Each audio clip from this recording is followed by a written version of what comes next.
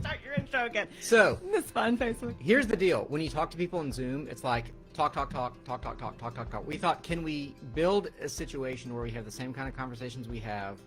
We'll still do Zoom stuff, but where we have a weekly show, weekly podcast, where we can talk to one another, interrupt one another, react to one another in real time, that sort of thing. So we said, you know what? We've all been around one another. We haven't killed each other with COVID-19 yet. So let's build out a little space. We're going to do this maybe once a month, maybe twice a month, maybe however much we can do it. But this is going to be kind of a regular fixture. We call it Around the Blackboard of Theology on Air, which is itself a fixture of Theology on Tap. So if it's not exactly balanced, like if I'm too far to the right or to the left on your screen, we apologize in advance.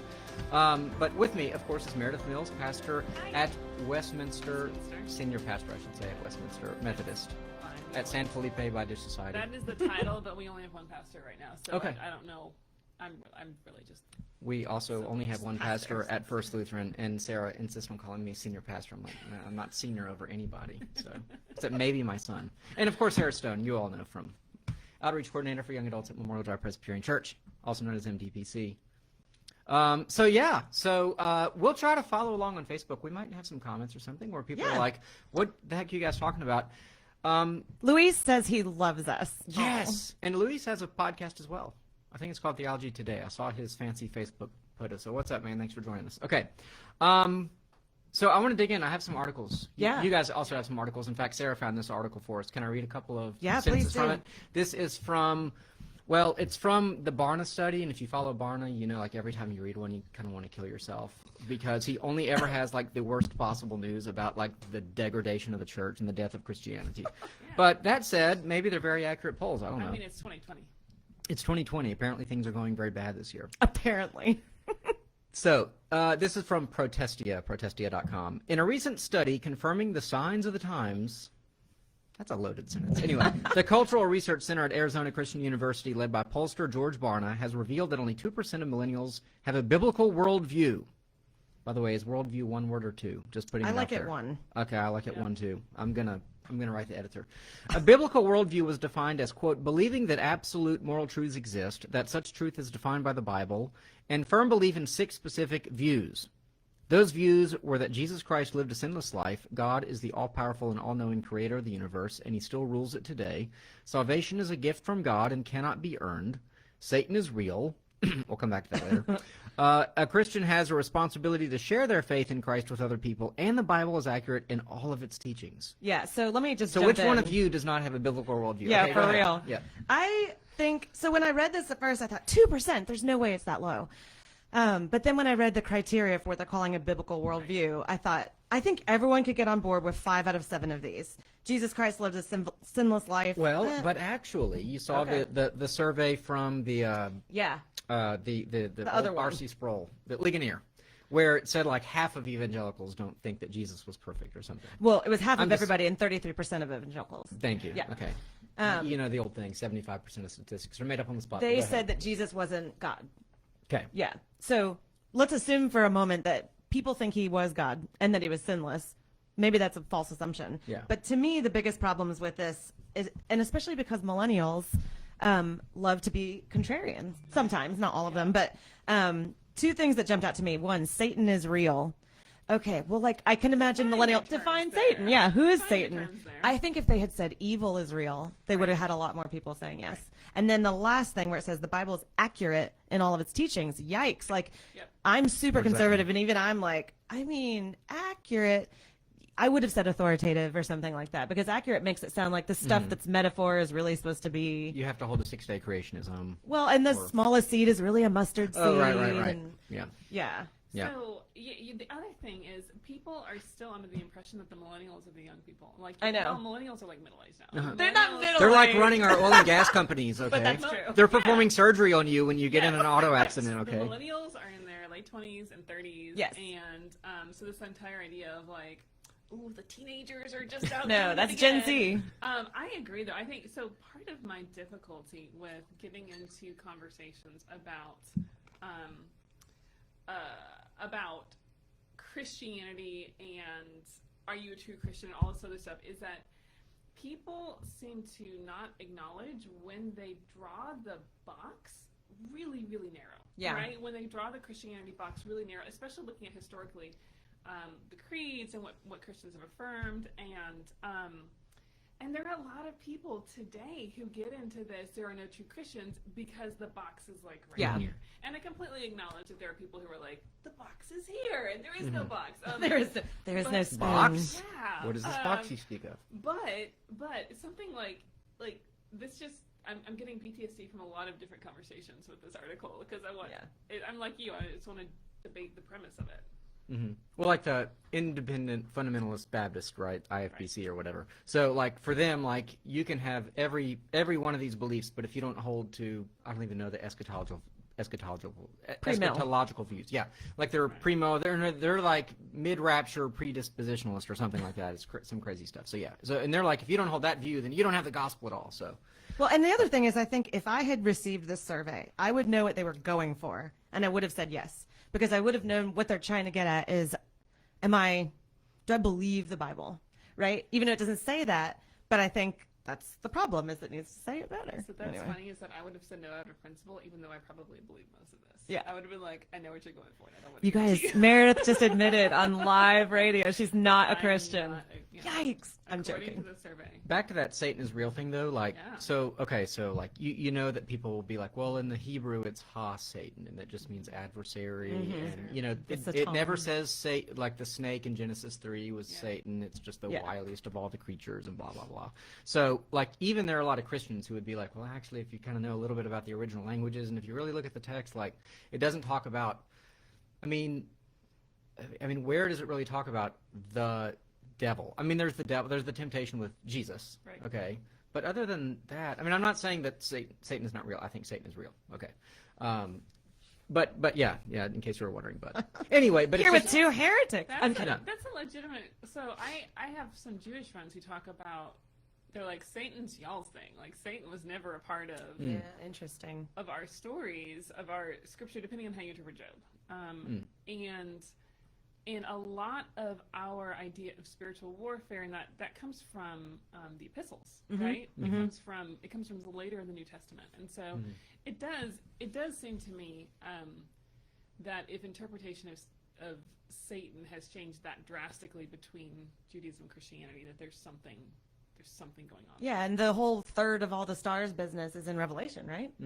So yeah, they're missing a lot of the information. Well, stars definitely comes up in Revelation. Yeah, falling star. Anyway, yeah. But yeah, Revelation. That's not. Let's talk about Revelation next. Yeah. Revelation is a whole nother question about symbolism and whatnot. But yeah. But like, what does it really matter? Like, if there's one head of like all the fallen spirits or whatever, it just doesn't. I mean, demons are real, and I think. Well, that's why I said evil. Oppression. Like, yeah, exactly. No, yeah. And the thing is, even atheists would say evil exists. I think a lot of atheists I know would say, maybe not all of them. Yeah. So let me look around you. Let me read the next paragraph though, because it's interesting. I mean, maybe we just blew this whole study to shreds, but in case we didn't, right? On the back it says, millennials are less tolerant and respectful of others than previous generations.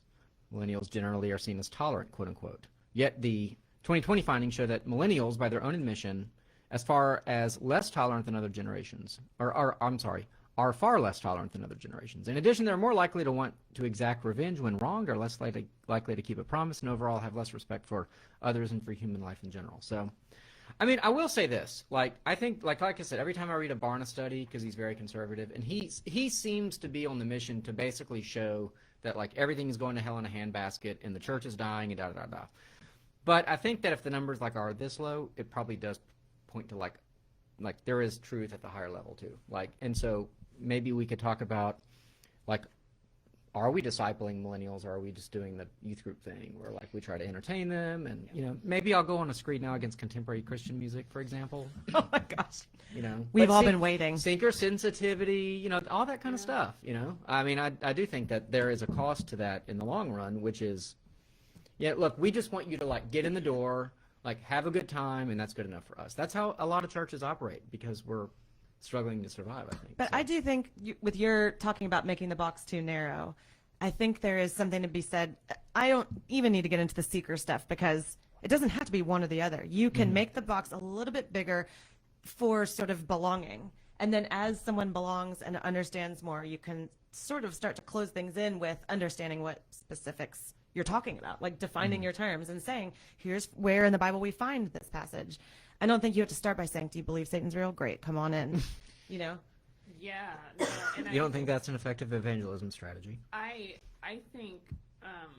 think churches that are doing it well have radically hospitable evagelism and sound doctrine, and their doctrine is a part of their evangelism.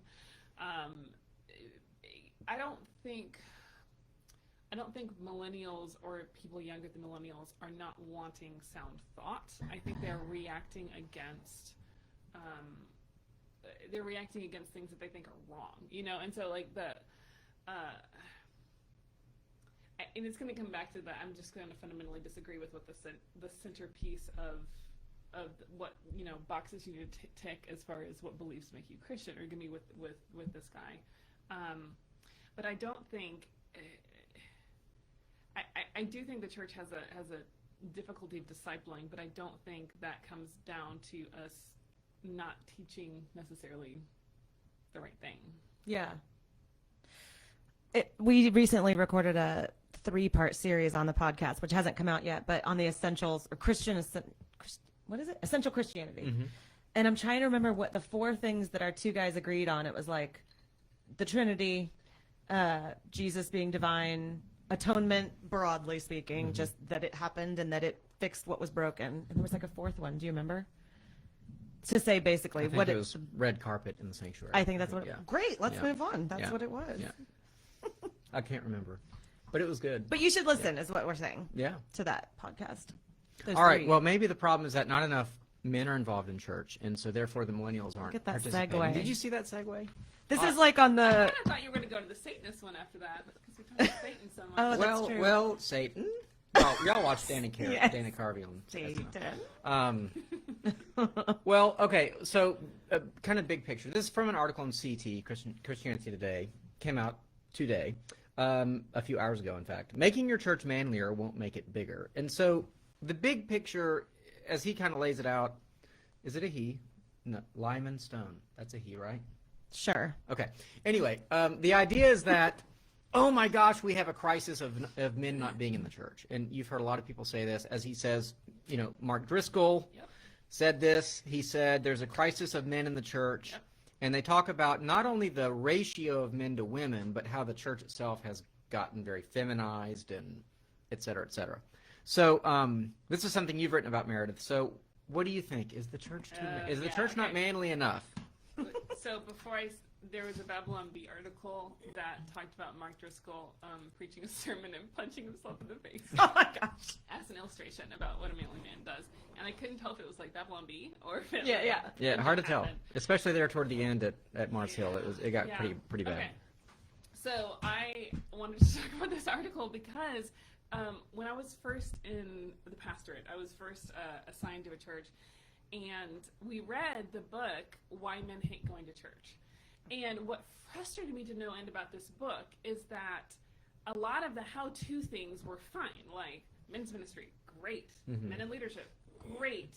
Like approaching men differently than women, great. Like looking at your advertising to make sure it appeals to men, fine. Like all of his suggestions, I was like, yeah. But his basic premise was we have to do this because church the way we're currently doing it pushes away men. And I was like, not great. Like, don't agree with that premise. And part of it, so the sociology is laid out in this article really well. Like the guy basically quotes everything. Like he quotes Rodney Stark, he quotes all of this, looking at like Christianity and actually most religions have always had a higher percentage of women involved than men. This conclusion says it's because they believe faith is formative in the home. I'm not entirely sure I agree entirely with that, because if you look at the 2 religions that don't fit that paradigm, it's ultra-Orthodox Judaism and conservative Islam, which are the most patriarchal faiths. So it's almost like you have to get that level of patriarchal faith to dissuade women from getting involved. I mean, it almost, when you look at the statistics, it almost makes you wonder if there is a gender difference in women being more drawn to religious expression and religious faith, just in general. But the biggest things from the church side is that my issue with the whole movement, and again, I don't disagree with most of what they were saying to do, but the issue with the whole movement was fundamentally that they didn't think Christianity was masculine enough to attract men. And my problem with that is if you throw out the fruit of the Spirit because it's not attracting men, like you have wound up with something that is different than Christianity. And it's the same thing we would say about like, don't soft pedal it just to get millennials. Guys, like, let's not. You can't throw out patience and gentleness and kindness just because you don't think they're masculine enough. And there actually was in the book. I remember this now. Sorry, I'm going to stop talking. I'm getting on my thing. In the book, he gave an example. He's like, when women solve a problem, they talk about it. When men solve a problem, sometimes you just need to go out and fight it out in the church parking lot. And I was like, that was in the book? That was in the book. Oh. That was in the book. And I was like, what? No. Well, I was going to ask, are there any examples of what would make a church more manly? Is it eating more barbecue and less fruit salad? Like, I don't... They have a church. It was called the First Church for Men. Oh, boy. It was written with entirely masculine lyrics. There was actually a song called Grow Up Hair for Jesus. Oh, my gosh. Can we say that on Facebook? I don't know. You already said hell. It had... so, guns on the wall. No, stop. So, like, yes, it had guns on the wall. It had, like... different Well, is it so different from like cowboy church? You've heard of cowboy churches. Yeah. I mean, it's like, come in your boots and your whatever, I don't know. So, and the thing is, I think cowboy church is very much what these people were trying to do. And again, I'm not even necessarily opposed to like, let's make a niche experience to try to for a reach certain some people. kind of, but it's also incredibly patronizing. And sexist, honestly. And like, sexist. it's assuming a lot of things about men. To say that every man, in order to get close to God, needs to have an AK-47 on the wall next to him and be covered in camo and not see the color pink anywhere. Yeah. Like, that's just... Yeah, there have been so many like you. I mean, I'm sure it's on YouTube. The pastor's gonna ride in on the Harley. Yeah. And like he loses control, it goes terribly wrong, always runs over people, or runs off the stage. It's like it's Sunday's motorcycle day, and I mean some of that's fine, but like, Is it though? I mean, like think it's fine. whatever, like I can go either way. But the thing is, like, if you're actually involved in ministry, like a 1 week gimmick where UFC Sunday, or like motorcycle Sunday or hot rod Sunday, because that's what the men like. It's not lasting. You might get some people, and you might pat yourself on the back, and be like, oh, we had all these men show up. Well, were they there the next week? Like, did they do Bible study with their parents, kids at home, or blah blah blah blah blah. Okay. One more thing, and then I'm going to shut up. I promise. No. The other thing I found insulting, the belief, at least from what I started reading, because I read a whole lot of men's ministry literature after that, just to see, the belief was that men were overwhelmingly less verbal than women, which maybe statistically that's true. Men, because they had a shorter attention span, you could not expect them to sit through a whole Bible study or sermon, and therefore you had to give them 8-minute chunks. Oh my gosh. Like they're toddlers. Well, I was like, where are the men who were offended by this? Yeah. Like, Yeah. seriously. By the way, Richard Suttles, one of our listeners who is not yet on Team Jesus, says he might convert if there's a church with Harleys and machine guns and camo. Okay, Amazing. this Sunday, First Lutheran is doing Harleys and no, just joking. I don't even think he First lives in Lutheran. Houston, but Okay. Well, we live stream, so whatever. I will be driving my. I would come to see that. I only have a Vespa. Is that close enough? If I drive my little. Are Vespa you wearing down leather? the aisle? Oh Yeah. my gosh! Okay, Please, stop. let's do Stop. Okay. I will say. So first of all, one of the things that I just want to point out, because he does like a lot of like church history kind of stuff too, and he talks about how like it was common even in the early church for there to be more women than men, and so that's nothing new. And there's this one kind of cool stat where he says, for example, a long article at the. No, that's not the one I Are wanted. you I'm talking sorry. about like where they like the different tunics that were? Yes, divided? yes. I love that line. Yeah, an interesting anecdote from 303 AD. During a wave of persecution, officials busted up a house church and seized the goods that the Christians had gathered to distribute to the needy. 16 men's tunics and 82 women's tunics. By the way, what makes it a woman's tunic? Isn't it just a piece of cloth that's like has a hole in the top? Like, is it shaped? I mean, what? Had like roses and lace. Okay. Sexist. Since time immemorial, church ladies have been absolutely wiping the floor with men when it comes to pledge drives. So anyway, I thought that was interesting. So let's just say that historically it's been 55 women, 45 men. I don't think that's really the issue. I think the issue, I mean, I actually do think there's a problem. I'm not like Mark Driscoll, like threat level, you know, DEFCON 1 or 5 or whichever one it is. But I do think that, that like there are a lot of churches that I wouldn't go to. Right? Okay. Sure. Because the preaching is sentimental. It's storytelling, and it's men and women preachers. I mean, it's not like it's across the. You know, even last night watching the presidential debate, which we decided not to talk about, but which is good. But sometimes, you know, it was one more than the other. You know, when they really want to make a point, and Look they right really into the camera. they really want to know. You know, that they get this like inflection in their voice. You know, and it's like this false like sincerity. And it's like they just want to prove how much how sincere they are. Preachers do that kind of crap a lot too. But the problem with that is that it's contrived and manipulative, and people know when they're being manipulated, and then it's frustrating. I don't think it's because it's masculine or feminine, you know. Because I've listened to her preach and been insanely inspired, and then I've listened to some men preach and been like, I think it's an age thing. what? I think it's an age thing. I mean, do you hear younger pastors doing it as much? I don't know. No, I couldn't say I listened to enough to say. But I think I let me bring it back to contemporary Christian music again too. Because if you open up my hymnal and you look at a Lutheran chorale from the mid 1700s, I mean it's forceful, it's powerful, it's bold, it's proclamatory. I mean, in a lot of contemporary Christian music, it just has an emotional ring to it.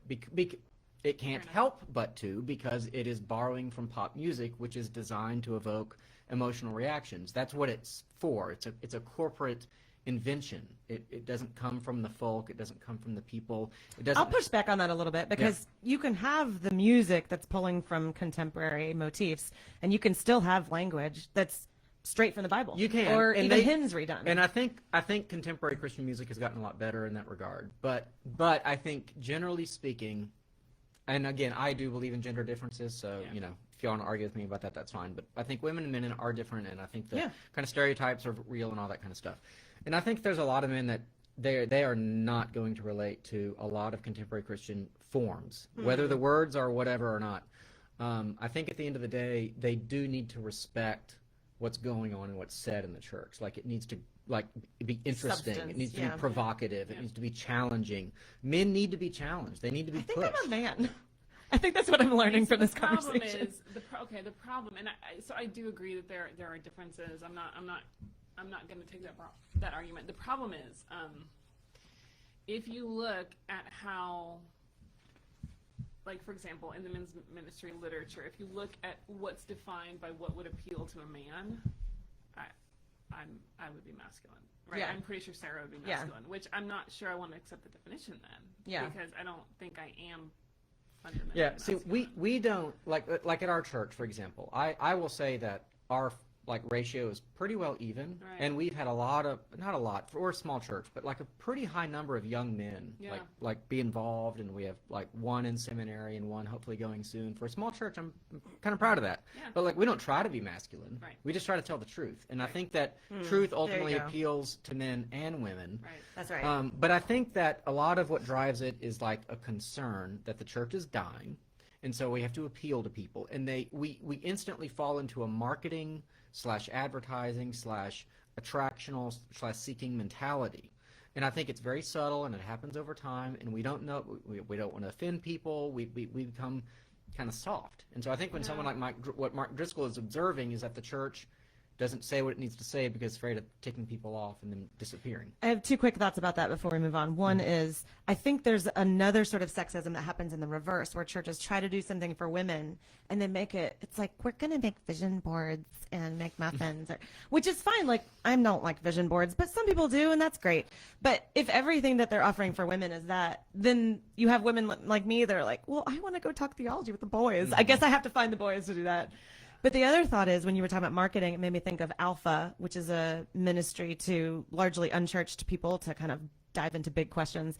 And they have said that all of their marketing, someone can correct me if I'm wrong, is they market everything to a 26-year-old man because they know the net. Well, they're the hardest to get, but also then that net will capture everybody else, which they're onto something. They're saying, like, let's tell it in a way that's truthful, provocative, honest, authentic. absolutely. So that's the thing about like a lot of the how-to of the men's ministry movement, I think, was great. And part of that is that if you target with your messaging a young single man, you will end up getting everyone else, and that's just marketing. Like that's fine. That's not substantive. Can I read one quote that goes with that? And I didn't give it to y'all. I kept it just for myself. But it's from an article by Tabidi Anyabwile, who's at Gospel Coalition, who I have very strong disagreements with these days. But he wrote this article in 2010, and I've kept it. And so he is quoting a Justin Taylor article, and it says this: in short, if a father does not go to church, no matter how faithful his wife's devotions, only 1 child in 50 will become a regular worshiper.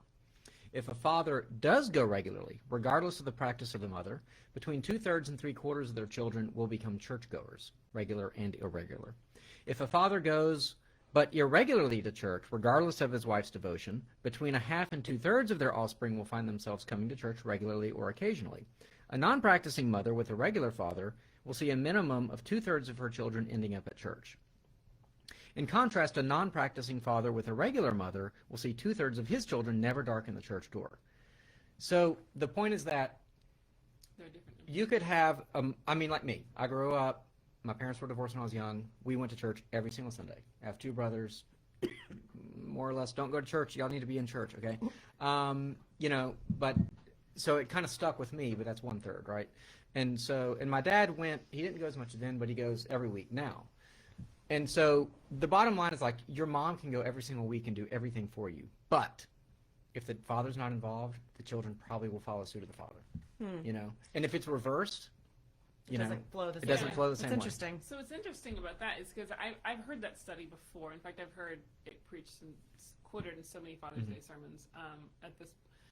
That does seem to push back a little bit against the argument this person was making in the Christianity Today, because what she was basically saying, I don't know what Lyman, what they were basically saying was dominantly because of just mathematics, it was believing women marrying unbelieving men and then dragging everyone to church. Like that quote about like steely-eyed determination to drag everyone to church with them. Because there was an imbalance in the sexes and like in society, and so women would have to marry a pagan because there weren't any Christian men. Which is why there was so much about that, and we're just like why so much about the New Testament. And I mean, I think like the argument is that like that's how the church eventually grew, is that like it eventually started working. So maybe that's overblown, but I think that, and this is where just destroying gender roles to me doesn't help, because I think that at the end of the day, like, well. Now we're getting into it like authority in the household and stuff. But if that's true, what that would kind of indicate is that maybe there is this intuitive, natural authority that children understand. And if the father can tell his wife, let's say, you know what, screw it, I'm not going. You can go to church, I'm not going. The kids pick up on that. And they're like, oh, he can tell my mom off, I can too. I agree with that. I also think you could take that off the table and say, and again, I believe that men and women are different, and across the board, not everyone, but women tend to be more expressive and I think maybe feel and emote, well, emotions, that's what you emote. And men tend to lead with, they feel the same emotions, but they lead with sort of logic and problem solving. And so if the person that's supposed to be logical says, well, this is nonsense, I don't need this, then I think if you're just paying attention to that, you're like, oh, well, maybe it doesn't make sense for me either. And if the person that tends to be more maybe run by, or at least it's on the outside emotion, says, well, we need to go, then you might think, oh, she just wants to go because it makes her feel good. I think there's some assumptions that are made there, even if that's not the case. I don't know. Maybe you guys want to push back on that, but. So I have difficulty in all these conversations because, like, if we start going with gender molds, I just don't fit, right? Like, I often don't either, but gender molds. But I think there's also another way to read it that might play, depending on how you interpret the idea of authority in the household, might play into the same thing. I do think fathers have a different relationship with kids than mothers do.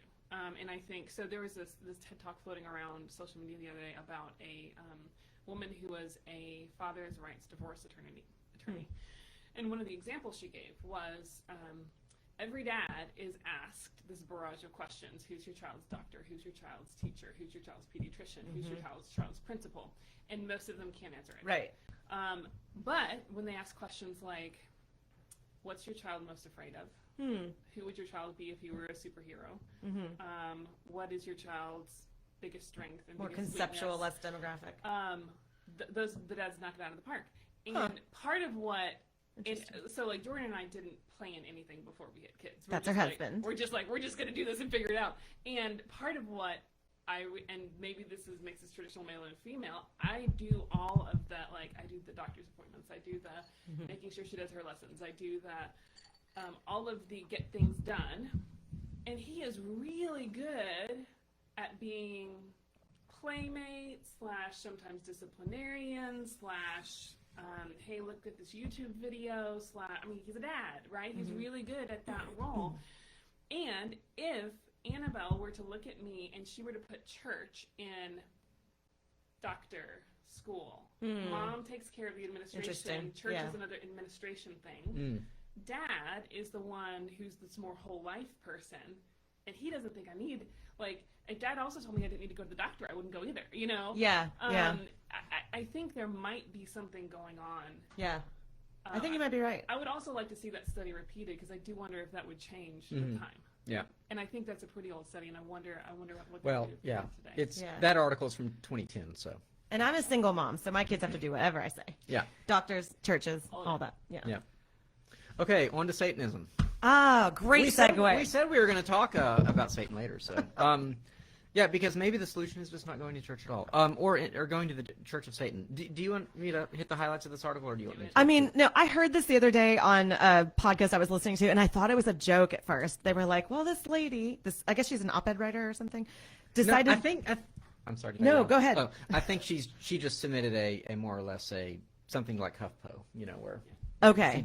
She's kind of an independent writer, but go ahead. I'm sorry. Basically, when she found out that Ruth Bader Ginsburg died, unlike the lady that screamed into her phone for all of YouTube to see, Lord have mercy, this lady decided to become a Satanist. And of course, it's a little bit more dramatic in the title than it is once you read through, because it's not the kind of Satanist that we think of with like pentagrams and sacrificing cats and all that kind of stuff. It's like, be nice to each other, and it means to rebel. But I'm just like so confused about, I mean, I read through the article and I actually listened to it on the podcast as well, but basically she's saying, I think it's a woman, right? That because Ruth Bader Ginsburg died and she's worried about the state of affairs with America, that now she's going to be part of a group that's like building up community and like sort of shares her beliefs. But why would she not have done that before? Like, why did it take Ruth Bader Ginsburg dying? Were they close friends? I'm so confused. Yeah, well, she's worried that with the, you know, the tilt of the Supreme Court going this far, that the last bastion standing in the way of reproductive rights, because I mean, let's be honest, this article is about abortion, and what she saw Ginsburg as being is the person in the doorway, like keeping the right of people to abort their children, which, you know, and so like she says first of all, just to be clear, she didn't join the Church of Satan. She joined a Satanic Temple. Okay. Which is different. Which is different, yeah. It's kind of like Saul Alinsky dedicated Rules for Radicals to Lucifer. I mean, I don't know if people know that, but yeah. So it's like, and people say, well, it's tongue-in-cheek, and it's not really Satan per se. It's like the idea of rebellion. Yeah, rebellion. She says the Satanic Temple uses the devil as a symbol of rebellion. Yeah. Which, first of all, rebellion is satanic because we're to live for God. So it's a fitting name. Yeah, it is. And anyway, but yeah, she talks about how she has this way of saying, like, you know, I was struck by how closely they aligned with the unwritten code I had used to guide my own life. And I was like, well, how convenient, you know? It's like, you had devised a code for your life that you felt was right and true. Like, how very postmodern of you, you know, for you to determine the parameters around which your moral code, your life is acceptable.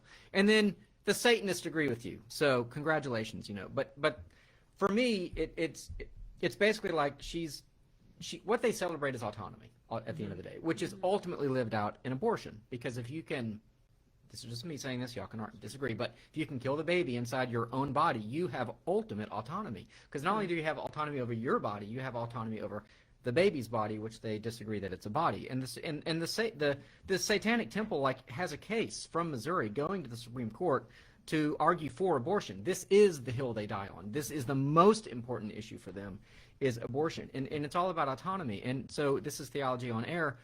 The opposite of that is not Christians do not value autonomy. We do not seek autonomy. We seek dependency upon God. Maybe dependency isn't the perfect word. Submission, surrender. Yeah, that's what repentance is. That's what seeking to follow the will of God is. We are not a law unto ourselves, and so anyway. So I think it's very true that she does possess a spirit of rebellion, which I do think actually is satanic, with a capital S, and I think that is manifest in their understanding of abortion. But you said something about it being postmodern, which I agree. This sort of like I pick the truths I want kind of thing, but it's nothing new. Like the whole Bible, when you read it, it's full of this kind of like pagans did it a different way in the Old Testament than we do it now, but this is the same thing. Like, this is what I want. This is what I'm going to do. The whole book of Judges keeps saying, and they did what was right in their own eyes, right? And then God's like, okay, let's see how that works out. Well, and in their defense, I mean, Jesus did it too. Right. So did what too? Was a rebel against the religious authorities. Yeah. And so we can say, because we are Christian, we believe Jesus was in submission to God. Yeah. But the Pharisees would have called him a rebel. Yeah. Right? The religious authorities at the time would have called him satanic, and I think they did. I think part of what, so just for the people who have not read the article and who don't know about the Temple of Satan, it doesn't actually mean you don't believe in supernatural at all. It's like this philosophical. It's very material. Yeah. It's the philosophical rebel. There's a whole lot of 18th century philosophers about this. So Evan, I agree with a lot of what you said about the role of a Christian, and I think for this article in specific, she doesn't claim to be a Christian, right? Right. Oh, right. And so I'm judging her by my standard. Right. Yeah. Right. And because I've listened to you on other things before, I know that you think that living in a society that is free is better for everyone, right? Mm-hmm. And so, like, she's got her choice to make. And I think the difference comes down to, I mean, for your fundamental issue, whether you believe abortion is choice or whether you believe it's the killing of another human being. Yeah. And right. But I think if she had not put abortion in there, if the fear about losing my autonomy, like, let's say this was written by a person on the right who becomes a member of the Church of Satan because they're afraid about losing their gun rights. Mm-hmm. That was one of their issues, and they had a case working in the Supreme Court to challenge. Yeah. Which you could also come back. I mean, honestly, you could quote a whole lot of Jesus against that too, right? Mm-hmm. Like, so I don't necessarally see. I'm not saying I endorse the Temple of Satan. No. You heard it here, folks. But let's just say that there's a reasonable voice for something like libertarianism, like right. So like where you have a really truly radically free society, and so like libertarians on the right, I end up disagreeing with libertarians on the right. Although I appreciate a lot of their military views and their taxation views and things like that, but fundamentally they don't have a coherent moral worldview from my point of view. It's more or less, hey, you do what you do and I'll do what I do. I don't believe in that. I actually think that we should live for God because we're made in His image and we are His creatures, and so there are limits to the freedom that we possess. And so really, like, it's the whole thing. Like, the further out you go, right or to the left, it's kind of a circle, and they kind of come back. Yeah. They kind of look. It's like, really, what's the difference between a fascist and a communist? I mean, it's not that big a deal. They're both totalitarian. They have slightly different ways of going about it. But I mean, so it could be the case that if abortion wasn't the main issue, that she understood this like need for autonomy, that maybe I could find some points of agreement. That could be. But I think it's very telling that is the issue, because at the end of the day, there is nothing so threatening to full autonomy as restricting abortion, right? I mean, like, that's why it is so urgently fought for on the left. That's why it is so divisive. That's why, I mean, that's why we have such stark, difference, I think, between right and left, because that issue has just become so central, so important. Mm-hmm. Well, she uses this word. She said the Supreme Court was unwilling to provide adequate protection for a woman's right to choose. But that word protection is interesting because if it was anything else about a woman's body, if say the Supreme Court said that women had to cut off their left pinky toe or something, I would be freaking out too, because it's a slippery slope. You start saying that the government can do something to me, right? You're laughing at my pinky toe. Well, that's the slippery slope. I think that's pretty. Okay, bad. that's not. We're on the full slope at that point. But the point is, if the government Maybe they can tell you how long your fingernails should be. Okay, sure. But anything where they're it doesn't actually hurt when controlling you my clip them. body. Yeah. But that's the question is it my body? And maybe we don't want to get into this, but that's really what the question comes down to. It's not about me and my body. It happens to be growing in my body, but it's its own separate life made by God, I believe. And so that's why Christians use, not all Christians, this is why conservatives use the term murder, right? So I think if we're talking, I think there's kind of two lenses to talk about this, and I think this does make it different that it was written by someone who doesn't claim to be a Christian. Is talking within the civic. I mean, we're going to behave differently to get along with people who share a country with us. Than we are going. We're not going to hold everyone to the standards of turn the other cheek and love your enemy and whatnot. And I do think that makes it different. And if we're speaking purely politically, part of the issue is not it's the question of do you consider it a life or not. It's also the question of there is no, because of biology, there's no way to equally enforce standards here unless you go with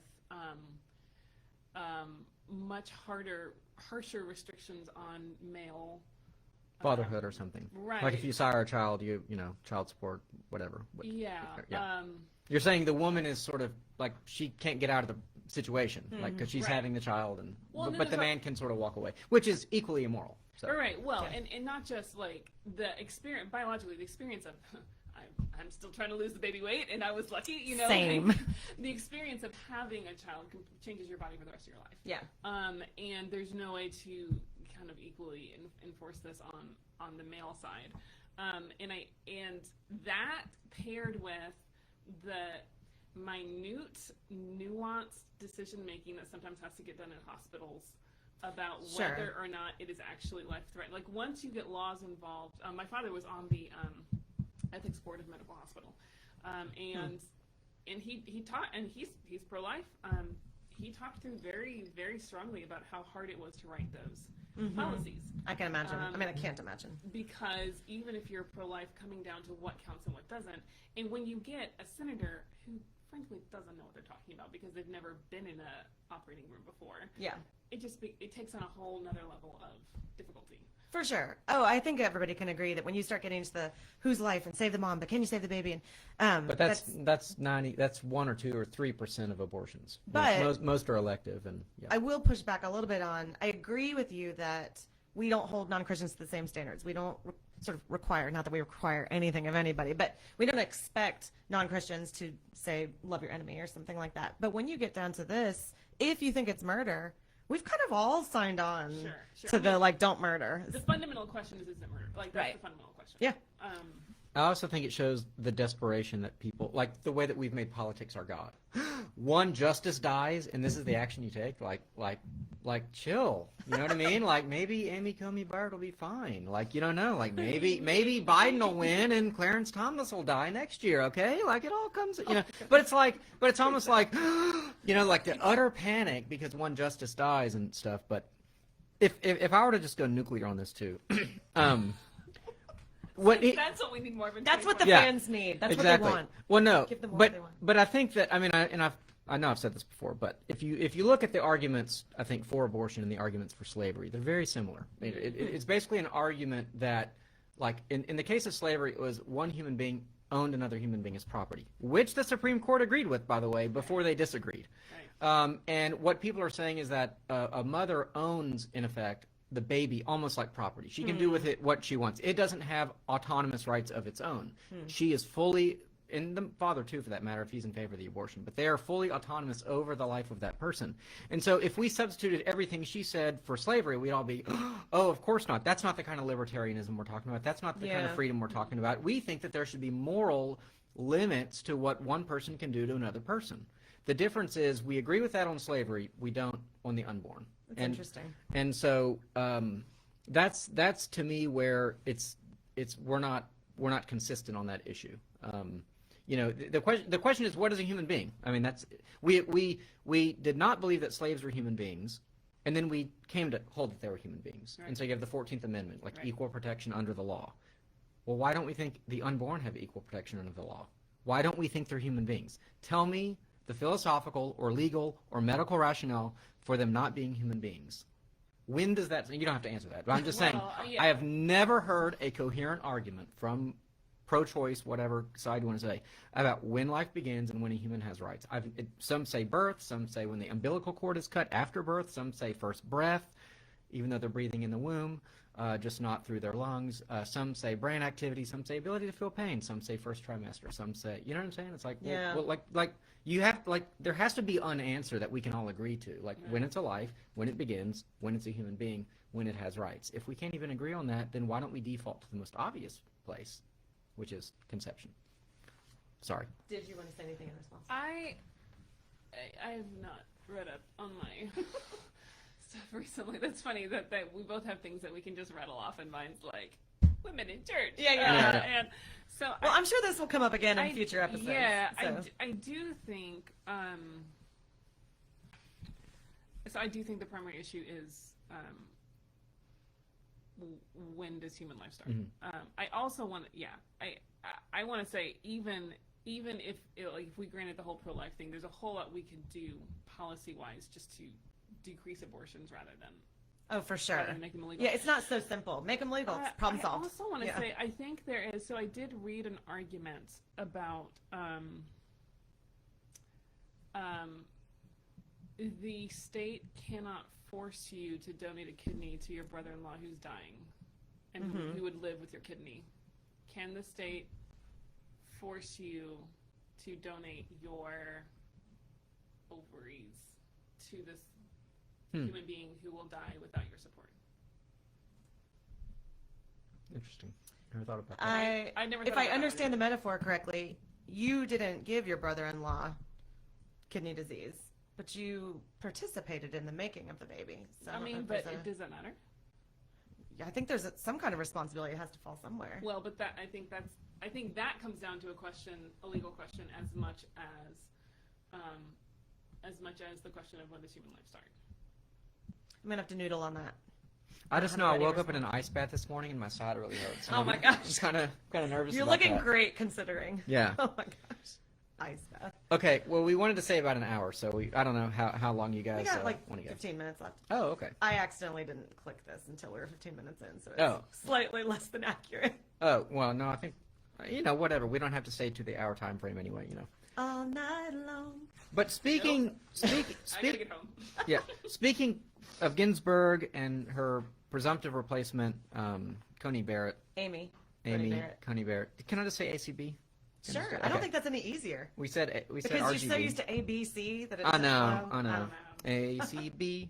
Easy as 1, 3, 2. Oh, yeah. No, wait. That's Honestly, it good. doesn't rhyme now. Crap. No, Okay. it doesn't. All right. Oh my gosh, we're such nerds. But y'all may know that she is a white woman. You may know this. Yes. You may have heard. She's a Roman Catholic, part of a controversial group. By the way, I didn't tell you I was going to tell you this very quickly. In the 70s, like late 60s, 70s, there were 3 major charismatic centers in America. Centers. Centers. Sorry. That makes much there more there sense. was many charismatic centers. I mean, really all of them, turns They're out. all over the But place. one of them was in Houston. It was at a church called Church of the Redeemer. It was an Episcopal church, which is kind of unusual because they have this like high liturgy, but it's charismatic, spoken tongues. They had like 2,000 people there every Sunday. It's right by my house. And interesting kind of concrete architecture and a mural, like literally a socialist Jesus mural, where he's like floating, and you have like the worker out in the field with their what do you call that, pitchforks and stuff. It's So interesting. he's the proletariat. In that Yeah, exactly. Okay. But the Houston and Notre Dame area, South Bend, was another one. I don't remember what the third one, like Boston or something. But I think she's a part of that community. It survived there. It died here. Yeah, people of praise. Yeah, people are praised. It became it had a lot of scandal. Homosexuality came into the church, and eventually it that and other sexual sins kind of killed the church. But for a while they were communitarian. I won't talk about that more, but I think that's interesting that this particular movement has legs. Okay. But Wait, so when you say there's charismatic churches all over the place. So what's the distinction you're making that you would say there these, like, are a handful of really, really big places where like there was general consensus agreement, like the Spirit was very active in these places. Okay. And like thousands of people were showing up, and people Like were showing Bethel? up. Yeah, something like that. Yeah. Okay. What's interesting about the one in Houston is that they had a definitive moment where they said they knew the spirit had left. Just kind of, I've never heard Doesn't that. he live in our hearts? Okay. Yeah, but anyway. So she is mother to 7, including 2 black children. Yep. That were adopted Haiti. from Haiti. And some people have said, so a very controversial tweet came out by Ibram Kendi, so, and you might want to explain who that is. He said this: some white colonizers, quote unquote, adopted black children. They, quote, civilized these, quote, savage children in their, quote, superior ways of white people while using them as props in their lifelong pictures of denial while cutting the biological parents of these children out of the picture of humanity. Kendi. Let me pause you there for a second. A couple things. So Ibram Kendi is best-selling author. He wrote How to Be an Anti-Racist and does talks and writes books and all these things about being anti-racist. And he's controversial, but a bunch of people like him. But the interesting thing about this tweet is if you look this tweet up now, it doesn't have, well, he's responding to something here. Correct me if I'm wrong, but a woman named Jenny Beth Martin had put a picture of Amy Coney Barrett and a couple of her kids and said, with 2 adopted children from Haiti, it's going to be interesting to watch the Democrats try to smear Amy Coney Barrett as racist. So she's making the case for she can't be racist because she has these black children, which is probably an awkward way to put it, right? Like that's like That's me being not a like, good I argument. dated a black guy once, so Right. yeah, it's I've got a black friend. yeah, I have lots of black Racist. friends. Yeah. Actually, my little nephew is black, and he's wonderful. But that doesn't, So maybe misguided, but that all of this is in response to that. But if you go back on Twitter now, that's unavailable because then later he comes back and says somewhere, he says like this, and whether this is Barrett or not is not the point. Yeah. Right. But it kind of was the point at the beginning. I mean, he's making a broader, he's saying a broader message. But yeah, this is. Well, part of it is like the whole way we like confirm justices is kind of sick because we, maybe I shouldn't say sick, but we're basically the other side is always looking for something to nail that justice on so that they can be disqualified. Yeah. And so I think that in this day and age, she's a woman, so that even I was like, oh, okay, good. If he's going to nominate a woman, and I actually want an originalist on the court, I'm like, shouldn't be a sex scandal, shouldn't be a Kavanaugh debacle. Women can't have sex scandals. I shouldn't, Well, there are different kinds, like. Kamala Harris had, relations with, like, the mayor of San Francisco, like, at the beginning of her political career. We overlook that, right? It's weird, but... So you were glad she was a woman. Right, because that just takes that, like she didn't rape anybody, okay? So that kind of takes that off the table. And so then the question is, well, could she be a racist? Because, that's the thing, that's the issue of the day. So it's like, so this woman is trying to put it out, but, well, of course she can't be a racist. She has 2 black kids. And I get it. Like, racism could be bigger than your adopting kids. Maybe these kids are a way to hide her true racism. But, well, and the community of people that, and I know I'm going to get pushback on this, so come at me. Ibram Kendi, Robin DiAngelo, the people that are writing some of these books right now that are part of kind of the critical race theory camp, the party line is that if you're white in America, you're part of the racist system, and so in some sense you are racist. It doesn't mean that you're acting racist, doing racist things, but because racism is more than just your own prejudice. discrimination of somebody else. Yeah. Yeah, and so in that sense, I think Ibram Kendi, if pushed into a corner, would say, if you're white, you are racist, but you can also be an anti-racist. That's the thing that you want, right? So I think no matter whether she had black children or not, she's going to be racist according to this kind of schema. I think so I was glad he came back and said that this was not necessarily about Amy Coney Bryant personally, because I do think that there can be a large, so if you look at the movement today, they name white people adopting black children as something that can be done well, but it's really, really hard. It's really, really hard to be done well. And I think they have some fair points. I think he talks about it historically, which obviously we all agree that historically, like, white colonizers literally kidnapping children away from their parents and civilizing. Like, obviously, at this point in history, we all agree that was terrible. I think even today, so Sarah and I previewed this conversation beforehand, so we can just go into it now. Yeah. I think when you're looking at ethical issues, you have a different issue if you're looking at it from an individual versus if you're looking at it top down. So I actually read an article once where it was talking about the way language was used in and keeping invasive animals under control. And so they said if they want to create sympathy, they'll talk about the hogs as individual creatures who are running for their life from the scary guns. If they want to make the argument for the case, they talk about the hog population. It has destroyed this many native plants, and therefore we need to keep it down in order that this may. And so it's the individual look versus the big picture look. With the adoption across, especially cultural we can talk about whether race, but especially across cultural lines. Individually, you look at an individual child who needs a home and an individual family who wants to give a home, and everyone's like, why shouldn't that happen? The bigger picture, though, shows a few more problems with that being done all the way over and over again, especially when it happens the opposite way. There are tons of social problems. So there was an article written by a woman who was black who adopted white children, and she said, I have to carry my ID with me. Oh my goodness. Because I have to prove that I didn't kidnap the child or something. Wow. Children. Yeah. Which the fact that that in and of itself, I think shows that there are just problems that exist on a global level with that. Yeah. So I think Ibram Kendi and some of the others in that group would say that white people should be adopting white people and black people should be adopting black people, and it also goes into transracial marriages. So I don't know how that's less racist. I get the white savior thing, and I think there's in any one of these individual situations, there's sort of like a check your heart kind of situation. Are you trying to be a white savior? Do you explore that? And all of my friends that have adopted children that are a different race have kind of gone through that process. I'm going to read the books. I'm going to talk to some people. Am I doing the right thing? Is this okay? But is that the answer? All of these, there are lots of black babies in orphanages that are not. Would it be better not to adopt the child than to deal with the fact that it might be hard for a black child to be raised in a white environment or vice versa? Isn't it better that the child be adopted and loved and cared for? I say yes. That's kind of the argument for same-sex couples adopting too, right? Yeah.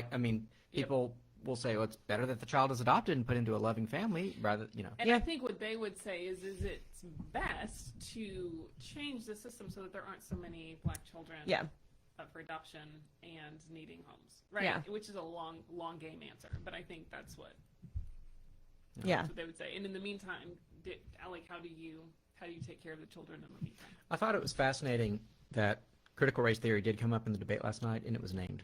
That's pretty amazing. I think it's pretty amazing if you stop and think about it, that it has reached that level where at a presidential debate, we're talking about... Well, he signed the executive order, banning it. Yeah. But, that it's become now part of our, parlance, our political conversation. It's a philosophical idea that has made its way to the very tops of our society. I think that's really interesting because usually they don't talk about philosophy or care about. But they didn't really talk about it because when he rephrased it, he called it racial sensitivity. Right, and I was which you don't understand critical race theory if you think it's racial sensitivity. I will also say, so I was introduced to a whole lot of these things when I was in graduate school, right? When I was in seminary, and the nuance with which it is talked about in academia does not trickle down. Yes. Yeah. Right? That's true. All of these ideas, and especially, the different theologies, the, liberation theology, all of these ideas are held in academic circles with a level of nuance and a whole lot of gray and a whole lot of, we have to say this and this and this and this and this, that when you trickle down to the bumper stickers. Or you trickle down to Twitter. Or you trickle 140 characters, right? everything's a blowtorch, everything's a sledgehammer. Yeah. You don't capture the complexity of the and I feel like that's the same thing we're getting into with, the headline, white families should adopt black children, makes a great headline, but the nuance of the conversation actually does raise some legitimate points that just don't come across in unreported. Sure. But I don't think they're anything new. It's not like people that have, again, this is not just everyone Sarah knows counts as what exists in the world, but I feel like this is something that is already being thought of. Books are being written about it. You're meeting with various organizations to make sure that there's not something nefarious going on. So, and there's so many of these really condescending quotes in this tweet when he says, well, this part isn't in quotes, but he says, well, using them as props in their lifelong pictures, that's the most expensive prop.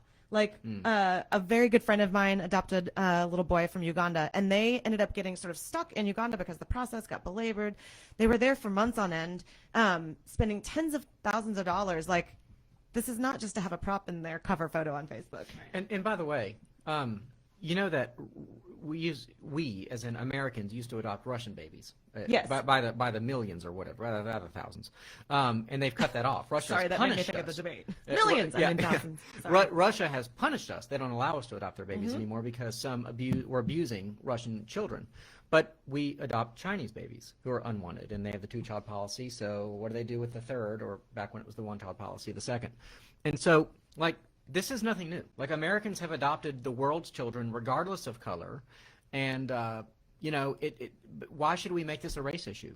Russians are just that's a great point, because it's a class. I mean, a lot of times it has to do more with a class and a money issue. Oh, absolutely. Like the friend that I was saying that has a little boy from Uganda, they tried to adopt a little girl, and the situation was that the parents did want the little girl, but they couldn't provide for her. And of course, then you get, I mean, in that story, she ended up getting sent to like this witch doctor who did these terrible things like cutting and burning, and the little girl finally ended up in an orphanage.